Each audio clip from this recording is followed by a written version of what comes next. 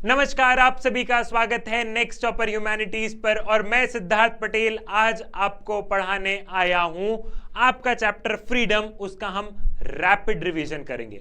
Rapid revision मतलब भैया, rapid revision मतलब यह है कि हम मात्र 10 से 15 मिनट में इस पूरे चैप्टर को बहुत ही अच्छे तरीके से समझेंगे।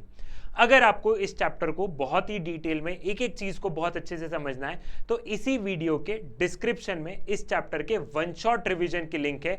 आप वहां से जाके क्या कर सकते हो, आप वहां से जाके इस पूरे चैप्टर को बहुत अच्छे से पढ़ सकते हो।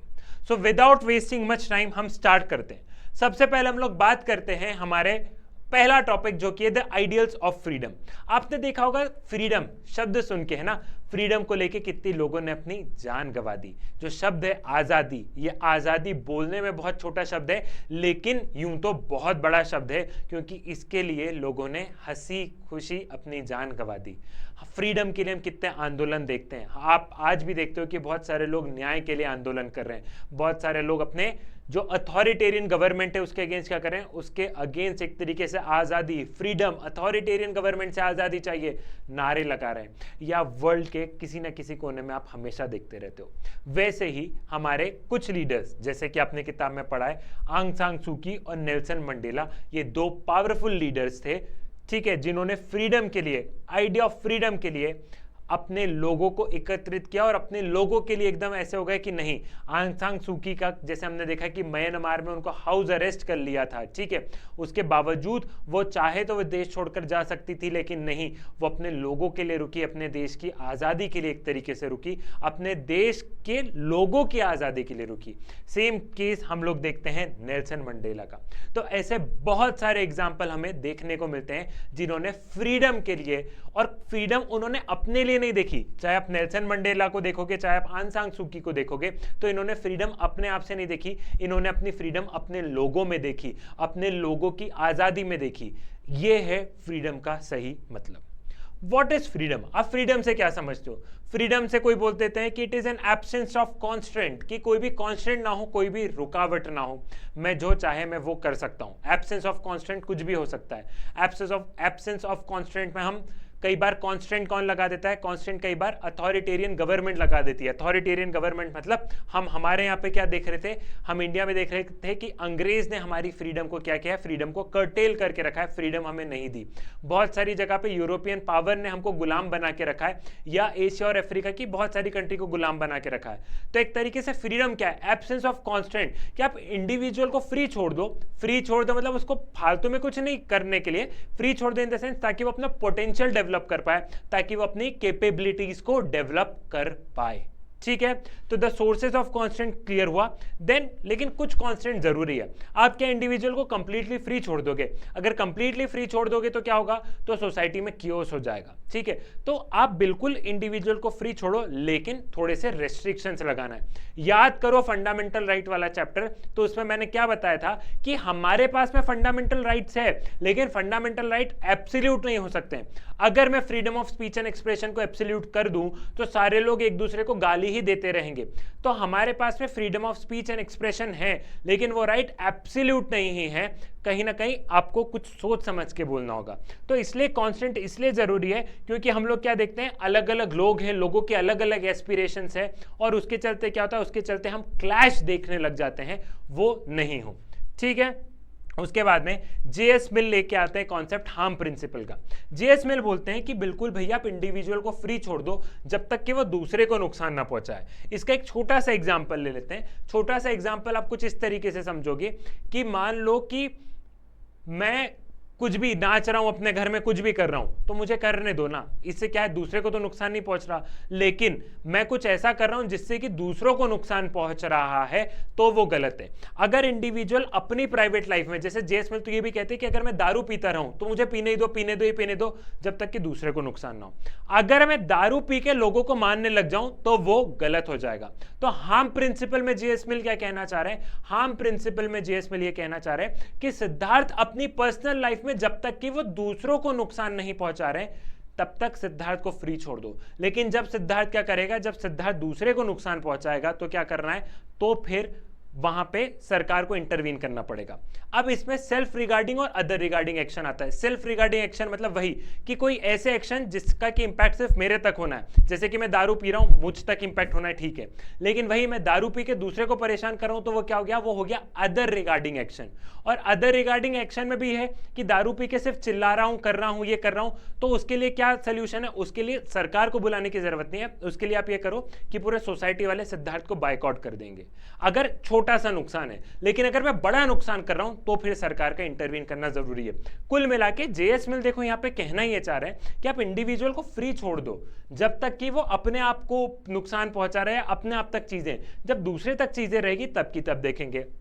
एक कॉन्सेप्ट और है negative liberty and positive liberty. Negative liberty मतलब वही है कि आप इंडिविजुअल को फ्री छोड़ दो, उसको जो करना होगा वो करेगा। लेकिन पॉजिटिव लिबर्टी मतलब क्या होता है कि सरकार आपकी लाइफ में इंटरफेयर करती है। इंटरफेयर क्यों करती है? ताकि आपकी फ्रीडम को बढ़ाए। सरकार क्या कर रही है? सरकार आपकी लाइफ में इंटरफेयर कर रही है to enhance your freedom. Example ले लेते हैं, जैसे कि आपकी फ्रीडम और जो हम रोड पे जो बेगर्स देखते हैं, ठीक है, उनकी फ्रीडम इक्वल हो सकती है क्या? नहीं हो सकती है। कहने को तो हम बोल देंगे कि आप भी फ्री हो, वो भी फ्री है, लेकिन आप स्कूल जा रहे हो, आप पढ़ रहे हो, तो ऑफकोर्स आप चार चीज ज्यादा कर पाओगे ना, आप बेटर इंसान बन पाओगे, आपके पास चार ऑप्शन ज्यादा रहेंगे। वो बेगर है, उसके पास में क्या ही ऑप्शन रहेंगे। तो आपकी फ्रीडम और उस बेगर की फ्रीडम को कंपेयर नहीं किया जा सकता। तो सरकार को क्या करना होगा? सरकार को उस बेगर की लाइफ में इंटरफेयर करना पड़ेगा। इंटरफेयर कैसे करेगी? उसको स्कूल भेजेगी सरकार, स्कूल के लिए रूल्स बनाएगी कि नहीं स्कूल जाना कंपलसरी है, तो सरकार ने इंटरफेयर किया। जब स्कूल जाएंगे तो वो अपनी एजुकेशन के माध्यम से वो फ्रीडम का मतलब समझेंगे और अपनी चार चीज और अच्छे से एक्सप्लोर कर पाएंगे। समझ पा रहे हो? तो नेगेटिव लिबर्टी मतलब क्या हो गया? नेगेटिव लिबर्टी मतलब ये हो गया कि आप इंडिविजुअल को कंप्लीटली फ्री छोड़ दो, कुछ भी इंटरफेयर मत करो, इंसान अपना अच्छा बुरा जानता है। लेकिन पॉजिटिव लिबर्टी मतलब ये होता है कि इंसान क्या है, यहां पे सरकार खुद इंटरफेयर कर रही है। क्यों इंटरफेयर कर रही है? ताकि वो आपकी फ्रीडम को, ताकि वो आपकी लिबर्टी को क्या करे, ताकि वो आपकी लिबर्टी को इनहैंस कर सके। क्लियर? ये वाला पॉइंट भी आपको यहां पर समझ में आ गया। फिर बारी आई फ्रीडम ऑफ एक्सप्रेशन की, तो यहां पे अगेन जेएस मिल का एक आइडिया है और वॉलेंटरी स्टेटमेंट बोलते हैं, I disapprove of what you say but I will defend to death your right to say it. मतलब आप जो बोल रहे हो मैं उसे डिसअप्रूव कर रहा हूं, लेकिन फिर भी मैं आपकी बात मानूंगा। क्या बात मानूंगा? आपके पास बोलने का अधिकार है, मैं फिर भी आपकी बात मानूंगा। मुझे भले ही आपकी बात पसंद नहीं है, लेकिन फिर भी मैं आपकी बात सुन लूंगा। बाद में बोल दूंगा नहीं भाई तेरा पर्सपेक्टिव कुछ और है, मेरा पर्सपेक्टिव कुछ और है। आज की तारीख में आप नहीं देखते हो लोग चिल्लाते हैं मेरी पॉलिटिकल पार्टी के बारे में क्यों बोल दिया, ऐसा नहीं करना है। उन्होंने अपना पॉइंट ऑफ व्यू रखा ना, ठीक है, तुम काउंटर आर्ग्यूमेंट दे दो, फिर तुम काउंटर आर्ग्यूमेंट दे दो। फ्रीडम ऑफ एक्सप्रेशन में जेएस में लिए कहते हैं कि आप लोगों को फ्री छोड़ दो। जो मूवी वगैरह जो बैन होती है, आपने देखा होगा ना कि सेंसरशिप होता है, मूवी वगैरह बैन कर देते हैं कई बार, तो उन्होंने बोला मत करो। उनका पर्पस ये था, उनका ये था कि बिल्कुल सोसाइटी में अच्छे और बुरे ओपिनियन दोनों होते हैं, लेकिन जब आप किसी आइडिया को दबाओगे ना तो हो सकता है उसका आइडिया सच हो। आपको क्या पता, आज से 10 साल बाद जाके लगे कि नहीं वो बात तो सही थी।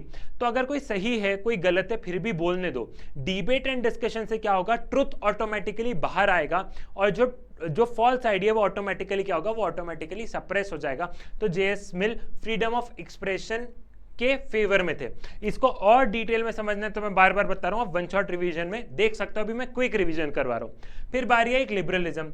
लिबरलिज्म में भी हम लोग देखते हैं कि स्टार्टिंग जेएस मिल थे, लॉक भी थे, बहुत सारे थिंक करे, ठीक है। वो जैसे जैसे आप ग्रेजुएशन में जाओगे वैसे वैसे आपको समझ में आएगा। लिबरलिज्म बेसिकली क्या बोल रहा है? लिबरलिज्म बेसिकली यहाँ पे ये बता रहे हैं कि हम लोग यहाँ पे देख रहे हैं कि लिबरलिज्म में बात हुई है टॉलरेशन की। टॉलरेशन मतलब कि एक ह्यूमन बीइंग जो है उसको टॉलरेंट इनफ होना चाहिए। किसके लिए टॉलरेंट इनफ होना चाहिए? टॉलरेंट इनफ होना चाहिए दूसरे आइडियाज को सुनने के लिए, दूसरी सारी चीजों को सुनने के लिए। लिबरलिज्म सबसे पहले बात करता है इंडिविजुअल पे। वो बोलता है कि कम्युनिटी फैमिली बाद में बनेगी, सबसे पहले इंडिविजुअल आता है। तो लिबरलिज्म बात करता है इंडिविजुअल की, लिबरलिज्म बात करता है टॉलरेशन की, लिबरलिज्म बात करता है क्या फ्री मार्केट छोड़ दो, ठीक है। फ्री मार्केट मतलब बार बार सरकार इंटरवीन ना करे। फ्री मार्केट रहेगा, सरकार कम से कम इंटरफेयर करेगी, जो कैपेबल रहेगा वो बड़ा आदमी बन जाएगा, जो नहीं रहेगा कोई बात नहीं। बार बार सरकार लोगों को आगे क्यों पुश करिए? फ्री मार्केट छोड़ दो, जिसमें टैलेंट रहेगा वो आगे बढ़ जाएगा। तो लिबरलिज्म में थिंकर्स बहुत सारे हैं, ऐसा नहीं कि सिर्फ जेएस मिल ही है, ठीक है। जेएस मिल एक थिंकर है, लॉक है, और भी बहुत सारे थिंकर है। तो लिबरलिज्म आपकी किताब में एक बॉक्स में दिया था।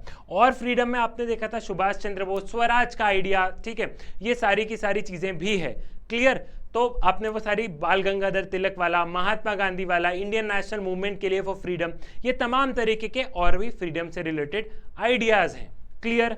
अगर आपको सभी चीजों को और डिटेल में समझना है तो आप कहां से समझ सकते हो, हमारे वन शॉट रिवीजन से समझ सकते हो। ऑल्दो आई थिंक आपको सारी चीजें इसमें समझ में आ गई होगी, सारा चैप्टर का एक तरीके से आपको क्रिस्प मिल गया होगा कि कहां कहां क्या क्या कैसे कैसे पढ़ना है। तो जैसे कि यहां पे निशाना लगा एकदम कहां पे, यहां पे लगा है, तो वैसे ही क्या करना है, वैसे ही आपको भी अपने जीवन में अपने लक्ष्य के तरफ एकदम सही निशाना लगाना है। और आप बिल्कुल लगा लोगे अगर आपको अपने आप पर विश्वास होगा तो, ठीक है। अगर आप सबसे पहले अपने आप पर विश्वास रखोगे तो आप सब कुछ हासिल कर सकते हो। और जब सपना देखना ही है तो बड़ा देखो, अपने लिए देखो, अपने माँ बाप के लिए देखो और अपने देश के लिए भी देखो। सो पॉलिटिकल साइंस में डरने की नहीं है बात, क्योंकि सिद्धार्थ पटेल है तुम्हारे साथ। मुलाकात होगी आपसे नेक्स्ट वीडियो में, उससे पहले मेरी लाइन चाणक्य नीति से लेकर राजनीति तक तुम्हें जो चाहिए सब कुछ है मेरे पास। मिलते हैं नेक्स्ट वीडियो में नए रैपिड रिवीजन के साथ, तब तक के लिए धन्यवाद।